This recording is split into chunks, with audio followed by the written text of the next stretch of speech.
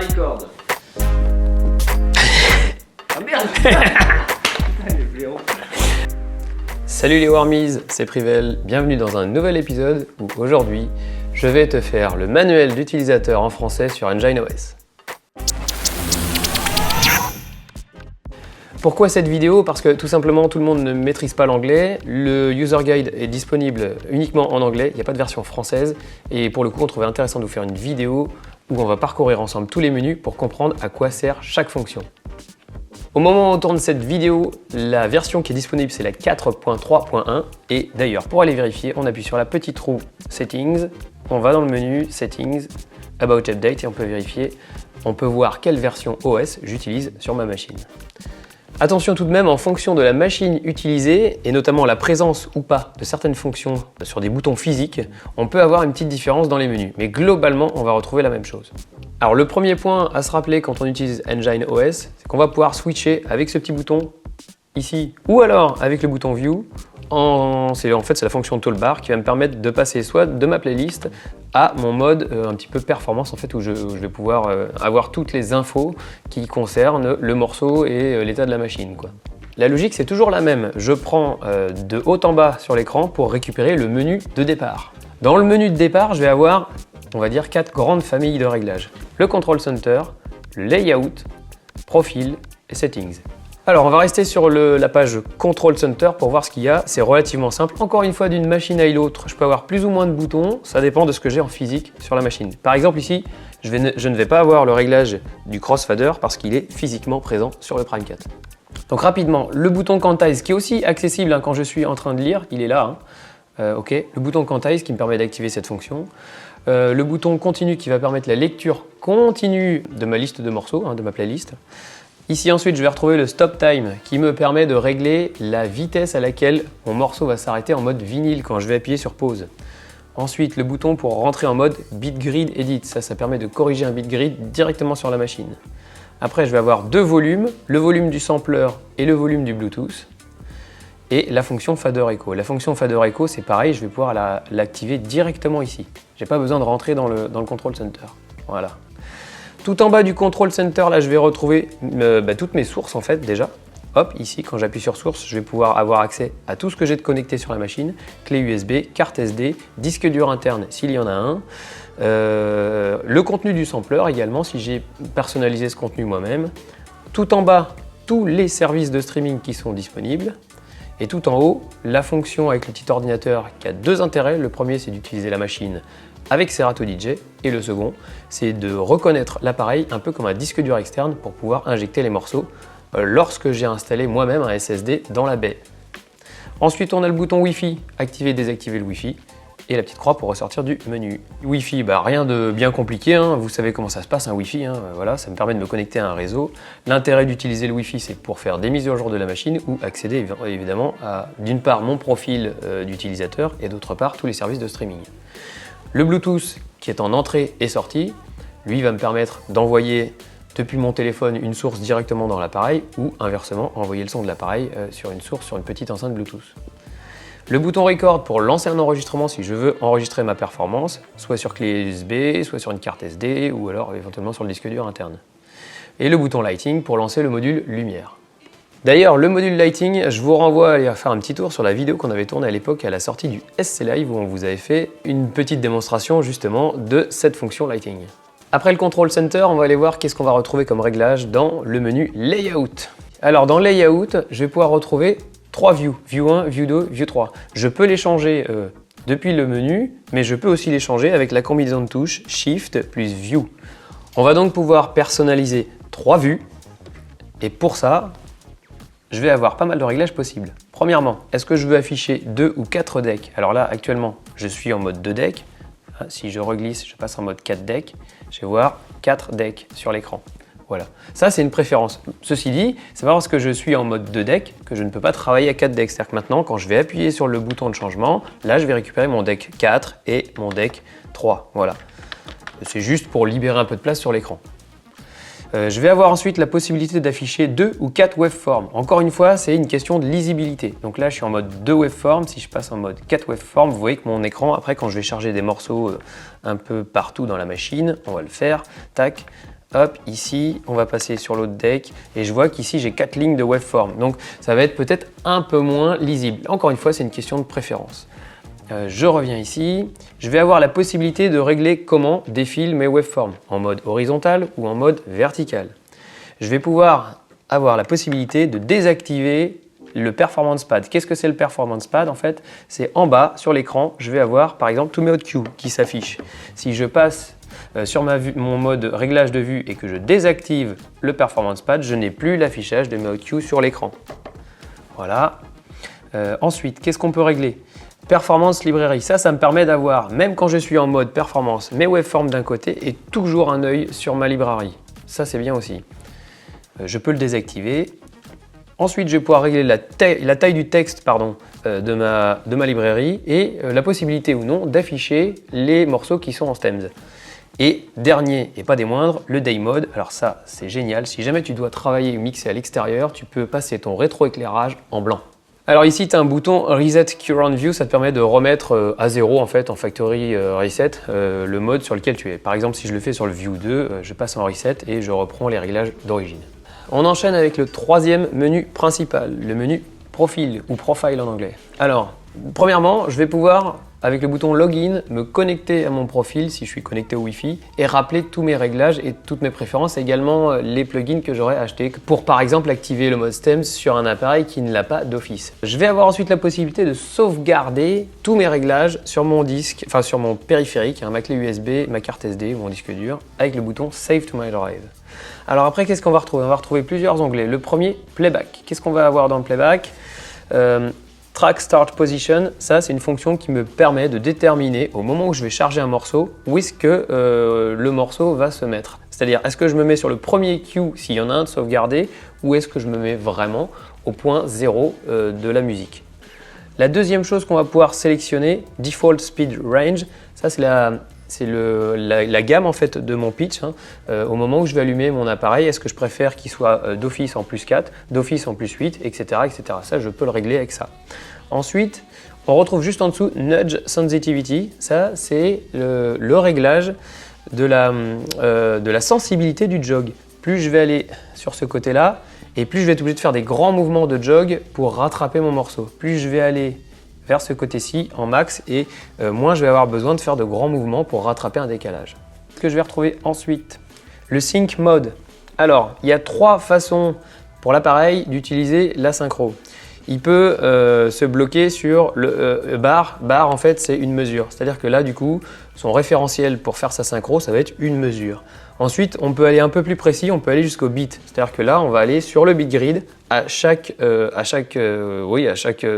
beat, à chaque impact, chaque pied en fait, et là je vais être un peu plus précis. Et en fait le dernier mode, tempo, là il va juste en fait analyser le morceau, dire le tempo moyen c'est 128 BPM et donc il va mettre l'autre morceau également à 128 BPM, un peu moins précis. Cette fonction là peut peut-être corriger des problématiques quand on a des morceaux avec des tempos qui changent beaucoup, par exemple de la funk. Alors juste en dessous, je vais retrouver la possibilité avec le Sync Button Action de régler la manière dont se comporte mon bouton de synchro. Si je suis en toggle, ça veut dire que là du coup, une pression sur le bouton et il est tout de suite actif. Une pression pour activer, une pression pour désactiver. Si je me mets en mode Shift Disable, là une fois que je suis synchro, mon bouton est allumé, je vais tout juste d'appuyer sur mon Shift d'abord et ensuite sur mon Sync pour le désactiver.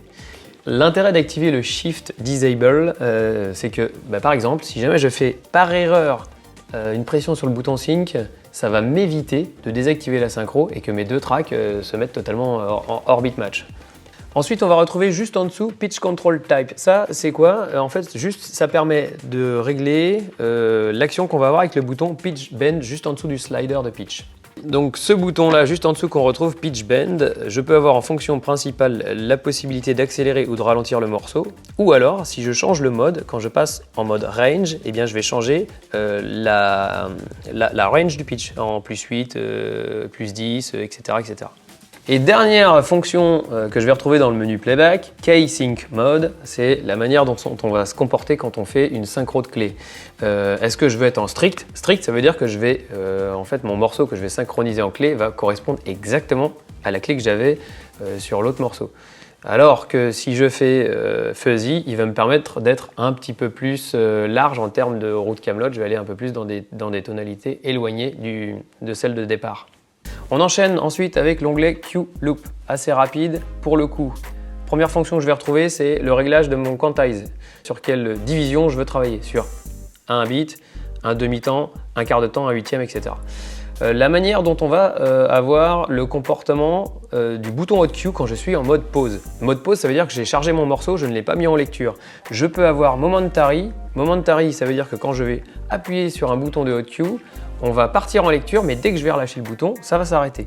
Alors que si je suis en trigger, là ça va partir. Au moment où je shoot un Hot Q, alors que je suis en pause sur le morceau, la lecture se met. Ensuite, on enchaîne avec la ligne suivante, Default Loop Size. Ça, c'est la taille par défaut de ma loupe. Quand j'allume mon contrôleur, je vais avoir d'office mon réglage de boucle sur, par exemple, 4 temps actuellement. Je peux le changer, c'est à moi de régler comme je préfère. On a exactement la même chose avec le beat jump. La taille du beat jump, elle peut être réglée d'office sur une valeur que je préfère utiliser quasiment à chaque fois. Et dans ce cas-là, j'allume mon contrôleur, j'ai cette valeur d'office. On a aussi la possibilité de linker la taille du beat jump et de la loupe. Ça veut dire que quand je vais agir sur le bouton de réglage de ma loupe, elle va également changer la taille du beat jump. Petite fonction qui a été ajoutée il y a quelques temps déjà, la fonction Smart Loop. Alors Smart Loop, c'est quoi ? Pour le coup, c'est un petit peu comme un quantize, mais pas tout à fait. Quand vous êtes en quantize et que vous voulez faire une loupe manuelle, votre machine va forcément aller chercher un repère sur la grille. Elle va prendre le temps, démarrer la loupe sur la grille et ensuite, même si on appuie sur le bouton Out de la loupe un petit peu en décalé, il va aller chercher le temps le plus proche. La Smart Loop, c'est un petit peu la même chose, sauf que là par contre, je ne vais pas être fixé sur la grille rythmique. C'est-à-dire que je vais pouvoir faire une loupe sur une partie voix qui ne serait pas tout à fait exactement alignée sur la grille rythmique.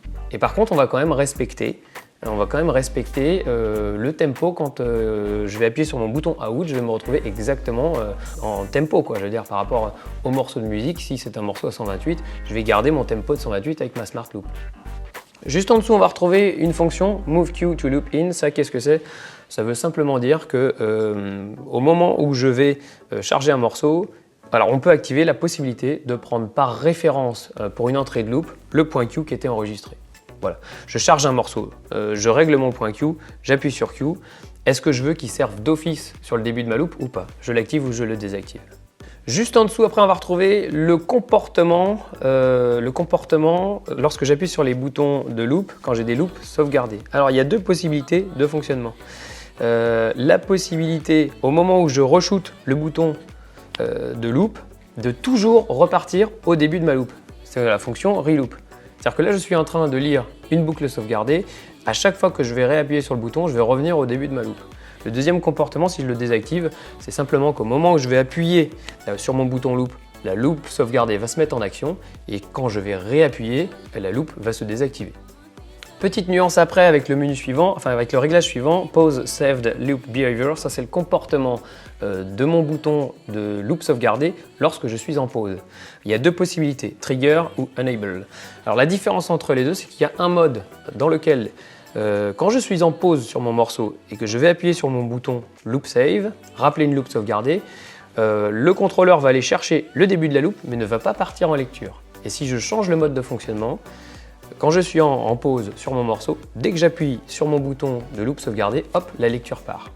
C'est ça la différence. Ensuite, on enchaîne, on passe avec le menu Display. Alors là, ça va être très rapide. Reset Play Track, ça me permet d'effacer l'historique de lecture. C'est-à-dire que si j'ai commencé à préparer quelques morceaux dans le début de la soirée et que je veux, pour ne pas me tromper, effacer tout ce qui a été passé en lecture, alors que effectivement, j'ai pas débuté ma soirée, donc j'ai pas forcément d'intérêt à ce que ce soit passé comme contenu lu. J'appuie là-dessus, hop, ça efface tout. La manière dont va s'afficher le titre du morceau. Est-ce que je veux juste le nom de fichier ou est-ce que je veux toutes les infos qui sont rentrées dans les métadatas?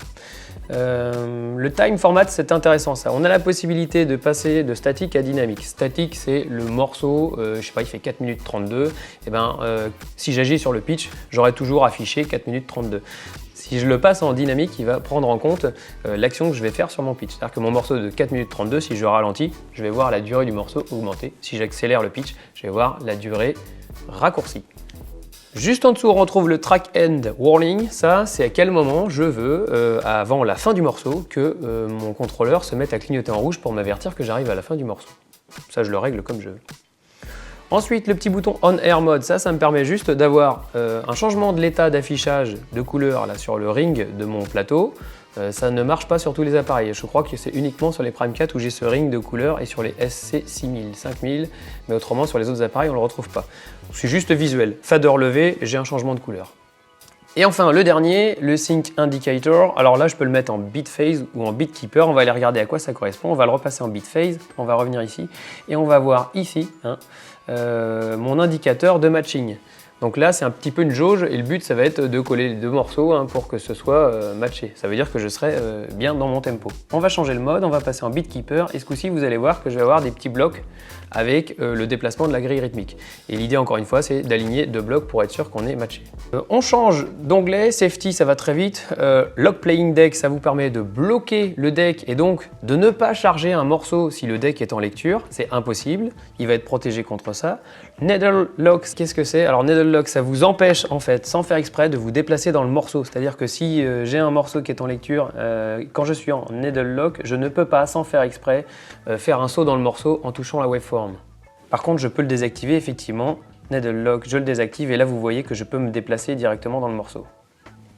Dernière fonction en mode safety, Padlock. Ça me permet de désactiver totalement les pads. Si je ne me sers pas des hotkeys, si je ne me sers pas des loops et que je ne connais pas très bien les fonctions du contrôleur et que je n'ai pas envie de prendre de risques, je peux désactiver les performance pads.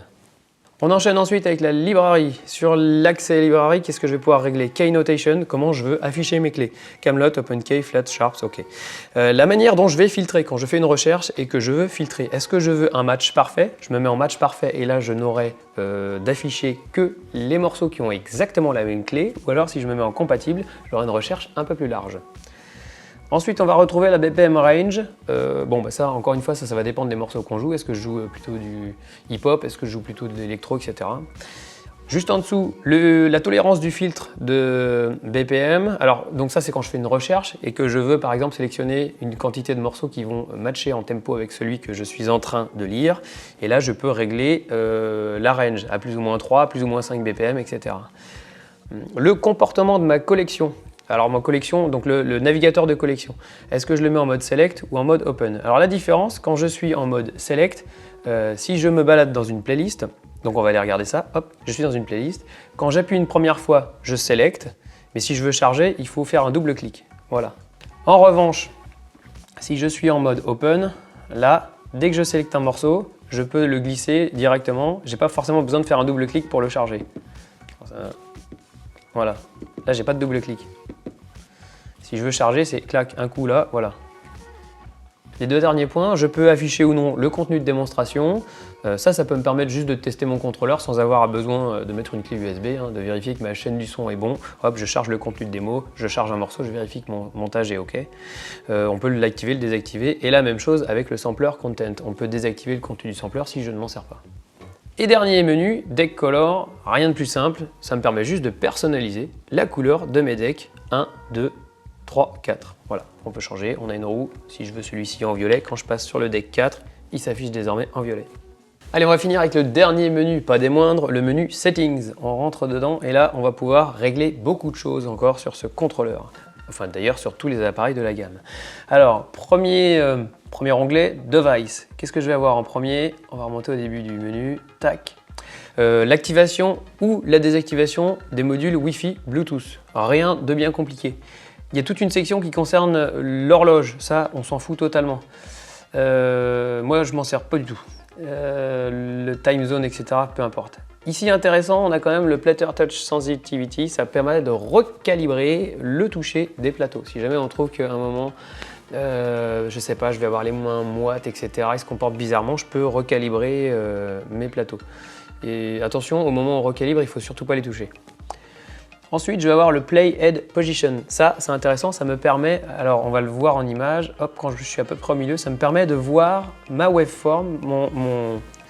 Ma waveform, elle a une barre blanche là qui est la position de la tête de lecture. Donc là, vous voyez, je suis un petit peu sur le côté. Si je reprends la position, que je l'emmène tout à droite, hop, là, je suis tout à fait au centre, ok? Et si je vais totalement à gauche, pardon, hop, là je suis plutôt sur le côté. Ça vous permet de voir un peu comment vous préférez utiliser les waveforms. Est-ce que vous aimez bien voir un peu plus en avance dans le morceau ou pas? Moi je vais la remettre au milieu, à peu près par là, ouais, c'est bien. J'aime bien au milieu. Alors, il y a une possibilité qui permet aussi, avec le bouton Hide Title Artist, de planquer l'affichage du deck en ce qui concerne le morceau qui est rechargé dedans. Ça c'est sympa, si vous avez des petites pépites et que vous n'avez pas envie que les gens sachent exactement ce que vous jouez, quand elles ne sont pas shazamables, c'est bien de pouvoir planquer le titre. Il y en a qui aiment bien ça. Donc là je le désactive et on voit tout de suite que je récupère l'affichage de mon titre. Ensuite, qu'est-ce que je vais avoir? Juste en dessous, on va retrouver Track Preview. La fonction de Track Preview, on peut l'activer ou la désactiver. Alors on va aller l'activer. Et qu'est-ce que c'est la Track Preview? C'est au moment où je suis dans une bibliothèque et que je vais appuyer sur un morceau, je vais avoir la pré-écoute qui va partir direct dans mon casque sans que j'ai besoin de charger le morceau. Ça, c'est super cool. Hop, ça me permet de pré-écouter sans avoir à charger. On peut l'activer ou la désactiver. Et évidemment, juste en dessous, on va pouvoir régler son volume. À quel volume je veux que ça joue sans avoir besoin forcément de retoucher mon bouton de casque. Donc moi je vais la désactiver. Ensuite, qu'est-ce qu'on va retrouver juste en dessous? Le réglage de l'économiseur d'écran. Au bout de combien de temps je veux que l'économiseur d'écran s'active ou se désactive. Enfin d'ailleurs, on peut même totalement le désactiver. En général, moi personnellement, j'en utilise pas d'économiseur d'écran. Et juste après, dernier réglage de cet onglet, la possibilité de diminuer la luminosité de l'écran. Voilà. Et de l'ensemble du contrôleur d'ailleurs. En low, en mid, en high ou en maximum. Si je tape au bon endroit, c'est mieux. Voilà. Ensuite, on change de menu, on va dans le mixeur. Qu'est-ce que je vais pouvoir régler ici? Alors, premier réglage, où est-ce que j'envoie mon sampler en sortie? Est-ce que je l'envoie sur un channel ou est-ce que je l'envoie direct dans le master? Ça, c'est une possibilité. Ensuite, juste en dessous, playlist deck crossfader time. Ça, qu'est-ce que c'est? Quand je lis une playlist en mode autonome sur la piste 4, ce qui est une possibilité que cet appareil-là. D'ailleurs, je vais vous montrer comment ça se passe. On va le faire tout de suite. Vous avez ici en haut ce bouton-là qui vous permet de passer en mode lecture totale sur le deck 4. Et là, il va lire la playlist sans jamais s'arrêter sur le deck 4. Ok? Donc, on va l'éjecter. Hop, on va revenir en arrière. Et on va revenir sur le réglage. Et donc du coup, ça me permet de choisir le temps de fade entre les morceaux. Voilà, si jamais j'ai des blancs en début-fin de morceau, je peux augmenter le temps de fade pour éviter d'avoir trop de blancs quand je lis ma playlist de cocktail. Juste en dessous, je vais retrouver quoi? Le master limiter, ça me permet de mettre un limiteur sur mon master comme son nom l'indique. En même temps, il n'y a pas besoin d'aller chercher plus loin. L'intérêt, c'est de protéger le système son derrière si jamais c'est pas moi qui joue, c'est un autre DJ et que j'ai un peu peur qu'il joue dans le rouge, etc. Je peux mettre un petit limiteur et on peut régler le niveau de ce limiteur de 0 dB jusqu'à même en dessous. Donc on peut aller, par exemple, si j'ai un sauvage vraiment, je peux aller jusqu'à moins 18 dB. Off. Alors l'EQ type, c'est la manière dont va se comporter mon EQ 3 bandes de mon contrôleur. Est-ce que je veux qu'il soit en mode normal, donc ça va être à peu près moins 26 dB de coupure, ou alors en mode isolate, là c'est moins l'infini. Juste après, on continue de défiler le menu, on va avoir l'ISO EQ High Xover. Xover en fait c'est la fréquence de coupure de mon EQ High. Mon EQ High actuellement il est réglé à couper à 2200 Hz. Je peux le changer, je peux le paramétrer un peu à ma sauce. Même chose avec le Low Xover, je peux changer la fréquence de coupure du Low. Juste en dessous je retrouve le gain headphone, ça c'est génial. D'un casque à l'autre, vous n'avez pas forcément la même pêche.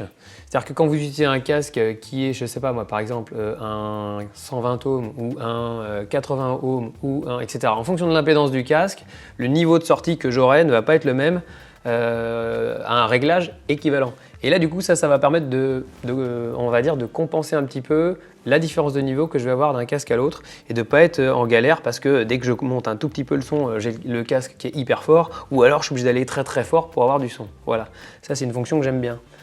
Juste en dessous, Smart Headphone Queue. Alors, qu'est-ce que c'est que le Smart Headphone Queue? Ça, c'est un truc sympa. C'est-à-dire qu'en fait, alors, vous l'activez ou vous ne l'activez pas. Personnellement, moi, je préfère le contrôle manuel, mais cette fonction-là permet d'activer automatiquement la pré-écoute dans le deck où j'ai chargé un morceau. Donc, quand on veut aller très très vite et qu'on ne veut pas perdre le temps au moment où je vais aller appuyer sur mon bouton de pré-écoute pour charger mon morceau, enfin pour récupérer l'audio de mon morceau, on peut activer cette fonction-là. Cool. Juste en dessous, le Q Solo Mode. Ça permet de désactiver les pré-écoutes qui ne sont pas utilisés. Si vous n'activez pas le Q Solo Mode, vous pouvez activer ou désactiver autant de pré-écoutes que vous voulez. Donc parfois on peut oublier une pré-écoute sans faire exprès. Si je passe en mode solo, dès que je vais shooter un bouton de pré-écoute, que si j'appuie sur plein de pré-écoutes, elle reste toute allumée. Et maintenant on passe en solo. Voilà, on voit que l'autre s'éteint au moment où je shoot. Dernier réglage possible avec le mixeur, la fonction Split Q Output. Alors, le Split Q, qu'est-ce que c'est?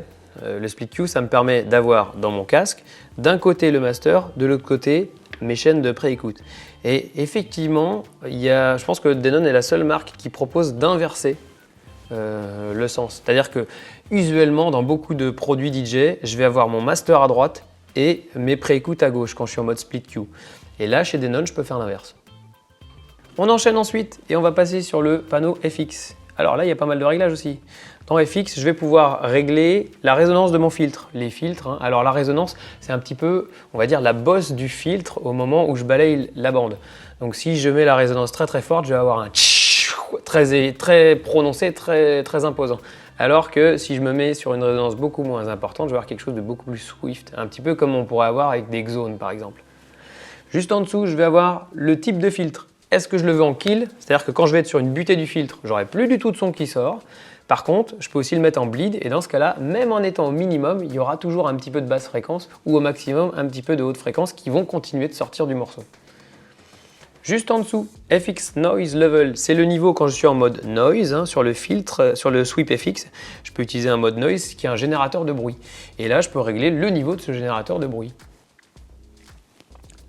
On continue avec le fader echo bit. Alors ça, le fader echo, c'est une fonction qu'on peut activer directement quand on est en mode lecture ici. Voilà. Et le fader echo, qu'est-ce que c'est? C'est-à-dire qu'au moment où je suis en train de jouer un morceau, quand je vais baisser mon fader, automatiquement un écho va se déclencher. Et l'intérêt ici, c'est de pouvoir régler sur quel tempo je veux que cet écho fonctionne. On peut aller de 4 temps jusqu'à un quart de temps. Juste en dessous, on retrouve le feedback. Le feedback, c'est un petit peu l'intensité que va conserver mon écho au moment où je vais le déclencher.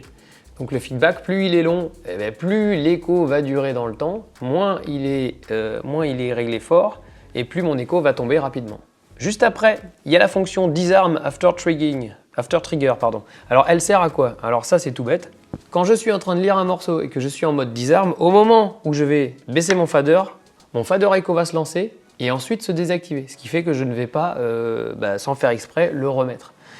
Par contre, je peux aussi, si j'ai envie de jouer avec, je peux aussi désactiver le disarm et dans ce cas-là, hop, mon fader echo, je vais pouvoir jouer avec pendant mon mix, donner des petits coups de fader pour envoyer des petits coups d'écho. Juste en dessous, on va retrouver dans les réglages généraux la possibilité de changer le comportement quand je vais rappeler un FX. Alors, est-ce que je veux que tout se remette en paramètres par défaut? Ok, je me mets dans ces cas-là dans le réglage default. Si je veux en revanche que l'effet rappelle tous les réglages qu'il y avait eu précédemment, j'appuie sur Recall. Et là, à chaque fois que je vais rappeler un effet, j'aurai les réglages que j'avais utilisés précédemment. Il y a aussi un bouton juste tout en bas qui permet de resetter l'ensemble des FX. Allez, on continue maintenant, on va aller voir ce qu'on a dans le menu mic pour microphone. Alors en haut, je vais avoir le réglage du déclenchement du talk-over. Si j'utilise la fonction talk-over, je peux régler un peu sa sensibilité, plus ou moins forte. Et on enchaîne tout de suite avec le resume, c'est-à-dire le moment nécessaire à revenir à l'état normal. Le talk-over va baisser le son quand je vais parler dans le micro. Si je veux que le son remonte très vite, je me mets en fast. Si je veux que le son remonte moins vite, je me mets en normal. Juste après, pour le mic 1 et 2, on va retrouver d'une part un réglage d'atténuation, ça c'est génial. Pourquoi? Parce que quand vous passez par exemple d'un micro filaire, un bon vieux SM58 connecté sur le connecteur d'entrée mic 1, vous aurez un niveau microphone, c'est logique, c'est un SM58 filaire. Et ce qu'on peut retrouver comme problématique, c'est que si jamais on passe après à un micro HF, là le boîtier lui peut sortir avec un niveau ligne. Et qu'est-ce qui va se passer? Au moment où je vais un tout petit peu monter le level de ma piste micro, comme je suis en niveau ligne, je vais avoir tout de suite beaucoup de son. Ici, avec le bouton atténuation, je vais pouvoir mettre un atténuateur sur mon entrée micro jusqu'à moins 15 dB. Le threshold, qu'est-ce que c'est? Ça, encore une fois, dans l'appareil, on a une petite fonction de gate. Ça m'évite de récupérer tous les bruits de manipulation des micros. Et ici, avec le threshold, je vais régler le niveau de déclenchement du gate. Plus je suis bas, là il est sur off, il n'y aura aucun gate, c'est-à-dire que dès que je vais manipuler le micro, je vais entendre les bruits de manipulation. Après, je peux monter le niveau jusqu'à avoir, je sais pas moi par exemple, moins 30 dB. Et là, pour le coup, normalement, ça va me filtrer un petit peu les bruits de manipulation ou quand je parle très loin du micro. Et tout en bas, on va retrouver la possibilité d'envoyer le signal dans mon micro, d'une part dans la sortie Bose Monitoring, donc mes retours DJ, également dans le casque, Headphones, et également dans la sortie zone. On enchaîne avec le menu suivant, service. Celui-ci, vous le connaissez déjà, je pense. C'est juste la possibilité d'activer ou de désactiver les services que j'utilise ou que j'utilise pas. Souvenez-vous, quand on était sur le Control Center, hop, on voit, quand j'étais dans Source, on voit tous les services de streaming, par exemple.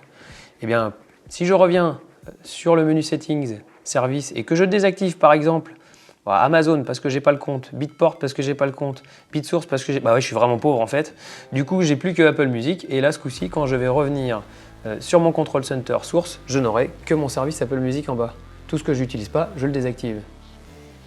Petite précision dans cette partie service, vous avez la possibilité de faire un link offset sur votre link Ableton Live. Pour ceux qui utilisent des machines Ableton et qui jouent avec un projet Ableton en parallèle de leur appareil Denon ou Numark, vous allez pouvoir régler le offset entre moins 200 et plus 200 millisecondes. Ça permet de recaler votre projet sur la machine.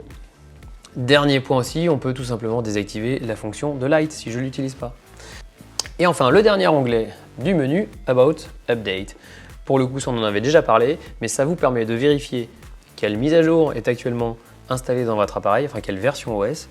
Ça vous permet d'avoir un petit peu d'informations sur la version du contrôleur, sur la version des decks. Ça vous permet de vérifier que tout est OK, tout simplement. Vous avez la possibilité aussi d'envoyer ou non les rapports de crash et le comportement de la machine. Ça permet aux développeurs de chez Denon de pouvoir corriger quelques bugs. Donc ça, c'est pas mal si vous pouvez le laisser actif. Enfin, personnellement, moi, je trouve que c'est bien. Ça vous permet de renvoyer toutes les infos concernant votre machine. Et c'est totalement anonyme, voilà. Mais leur but, eux, c'est de récupérer de la data pour améliorer ensuite le produit. D'ailleurs, c'est marqué, Send Anonymous. Et enfin, tout en bas de ce menu About Update, vous avez le bouton Factory Reset. Ça, si vous êtes en galère, que vous avez changé un paramétrage et que vous ne savez pas où c'est, vous n'arrivez pas à retrouver, hop, un bon vieux Factory Reset, on repart à zéro. Allez, maintenant on va continuer, on va revenir quand même avant de terminer cette vidéo sur l'écran principal qu'on utilise en mode performance, enfin je veux dire quand on est en train de mixer. Bon, vous l'avez vu, il y a pas mal de possibilités d'afficher, désafficher des éléments importants. Juste un petit point sur ce bouton là qui permet de passer en mode recherche librairie, mais ça fonctionne aussi depuis le bouton View. Donc on n'est pas forcément obligé d'aller sur le tactile. Un petit rappel, en haut la petite loupe ici, elle sert à faire une recherche de morceaux dans ma collection, tout simplement. Le petit bouton ici avec le rond sert à lancer le module d'FX en TouchFX. Okay. Le petit bouton ici sert à activer ou désactiver le fader echo. Et le petit bouton Q Quantize, voilà, il n'y a rien de plus à dire. Après vous avez le Wi-Fi et le retour à l'écran principal. On va revenir sur la vue de la bibliothèque, parce que là il y a quand même 2-3 petites choses à dire. Premièrement, sur le côté, donc dans le sens vertical, on va retrouver la possibilité d'aller naviguer dans le périphérique sur lequel je suis. Alors évidemment source, si je veux changer mon périphérique ou ma source. Ensuite, playlist, donc là c'est là que je vais retrouver toutes les playlists qui sont enregistrées dans ce périphérique. Juste en dessous, je vais retrouver une petite liste qui s'appelle Prepare. Ça, c'est la liste où je vais aller glisser les morceaux que je compte passer plus tard dans la soirée. Ça peut être pratique. L'historique qui me permet d'aller chercher ce que j'ai déjà joué sur ce périphérique, sur cette clé, etc. Et le dernier point, folder, ça me permet d'aller chercher un peu comme si j'étais sur un ordinateur, d'aller chercher dans la clé, si jamais il y a des morceaux qui ne sont pas analysés, qui sont à la racine, que j'ai mis rapidement mais que j'ai pas eu le temps d'analyser, je vais les retrouver ici. Voilà, on va revenir sur la partie playlist. Et là, on va aller regarder quand même sur le panneau supérieur, qu'est-ce que je peux retrouver ici.